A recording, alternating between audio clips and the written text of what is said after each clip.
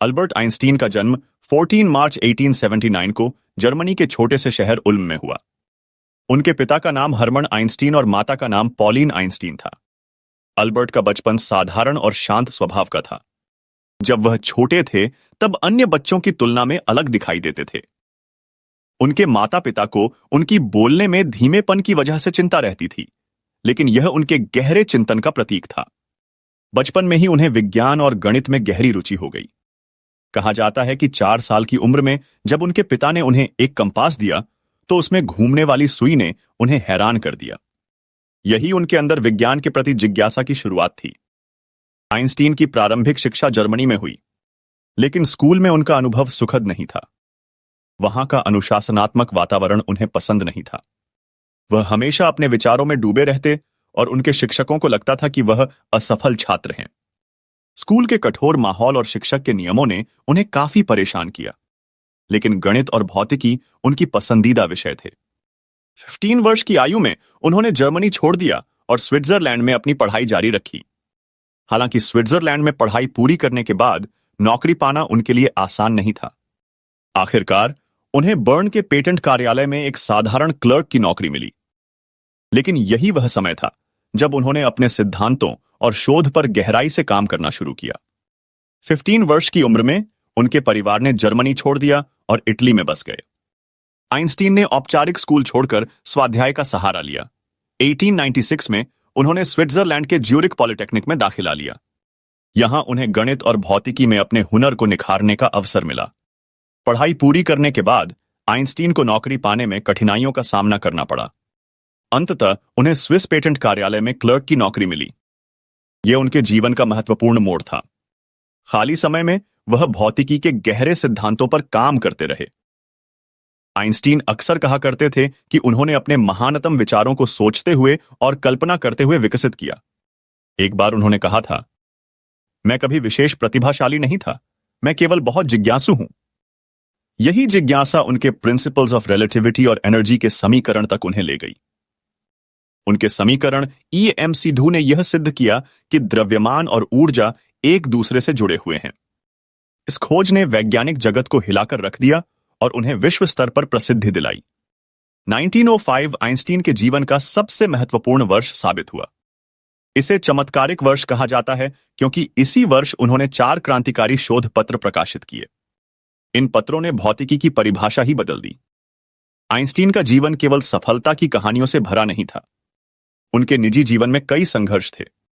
उनकी पहली पत्नी मिलेवा के साथ संबंध तनावपूर्ण हो गए और अंततः उनका तलाक हो गया। लेकिन इसके बावजूद वे अपने बच्चों के प्रति समर्पित थे। दूसरी पत्नी एल्सा ने उनके जीवन को स्थिरता दी। वह उनके काम को समझती थीं और हमेशा उन्हें प्रोत्साहित करती रहीं।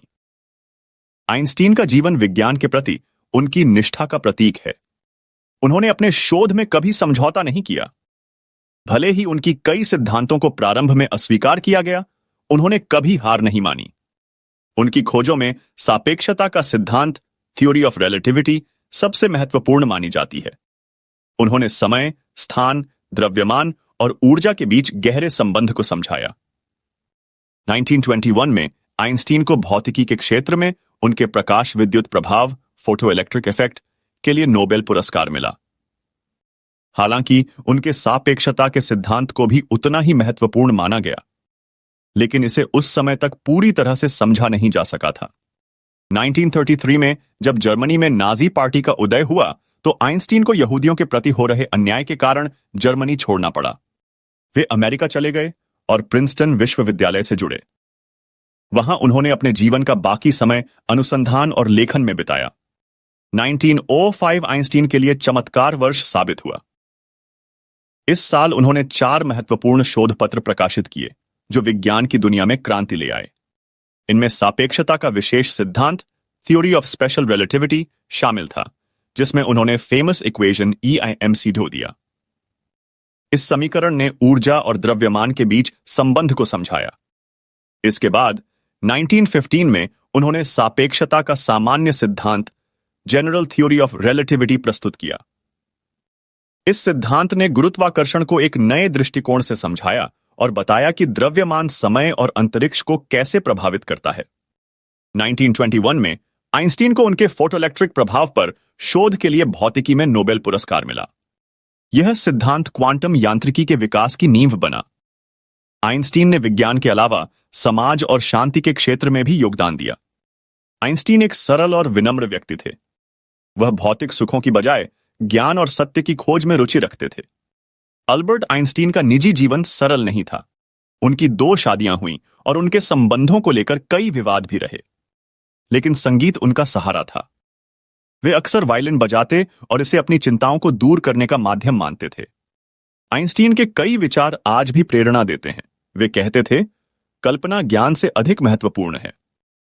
उनका मानना था कि जिज्ञासा और कल्पना किसी भी समस्या का समाधान खोजने के लिए सबसे बड़ी कुंजी है। आइंस्टीन केवल प्रयोगशाला तक सीमित नहीं थे। वे यहूदियों के अधिकारों के लिए आवाज उठाने वाले प्रमुख व्यक्तित्वों में से एक थे। नाजी शासन के दौरान उन्होंने अन्य यहूदियों की मदद के लिए अपने प्रभाव का उपयोग किया। उन्होंने विश्व शांति के लिए भी काम किया। परमाणु बम के निर्माण में उनकी सलाह महत्वपूर्ण थी, लेकिन जब उन्होंने इसके विध्वंसकारी प्रभाव को देखा तो उन्होंने इसका विरोध किया। वे हमेशा इस बात पर जोर देते थे कि विज्ञान का उपयोग मानवता के कल्याण के लिए होना चाहिए। उनके कई एग्जाम्पल आज भी प्रेरणा का स्रोत हैं। हर कोई जीनियस है, लेकिन अगर आप मछली को पेड़ पर चढ़ने की क्षमता से आंकेंगे तो वह अपनी पूरी जिंदगी बेवकूफ समझकर बिताएगी। वास्तविक शिक्षा वह है जो स्कूल खत्म होने के बाद भी बनी रहती है। जिज्ञासा के बिना जीवन जीना बिना आत्मा के शरीर जैसा है। अपने जीवन के अंतिम दिनों में आइंस्टीन ने विज्ञान और समाज के प्रति अपना योगदान जारी रखा। उनके लिए ज्ञान केवल एक लक्ष्य नहीं था, बल्कि मानवता के कल्याण का साधन था। 1933 में जब हिटलर की नाजी सरकार ने जर्मनी में यहूदियों के खिलाफ हिंसा शुरू की तो आइंस्टीन अमेरिका चले गए। वहां उन्होंने प्रिंसटन यूनिवर्सिटी में काम किया। 18 अप्रैल 1955 को जब आइंस्टीन की मृत्यु हुई तो पूरी दुनिया ने एक महान व्यक्तित्व को खो दिया, लेकिन उनके विचार, सिद्धांत और उपलब्धियां हमेशा जीवित रहेंगी। अल्बर्ट आइंस्टीन का जीवन हमें सिखाता है कि कठिनाइयां और असफलताएं हमारे सपनों को रोक नहीं सकती, यदि हमारे अंदर सीखने की लगन और कुछ नया करने का जुनून हो। उनके सिद्धांतों ने न केवल विज्ञान। वीडियो देखने के लिए बिग थैंक यू। अगर वीडियो पसंद आया है तो इस चैनल को like, share, subscribe and comment जरूर करें।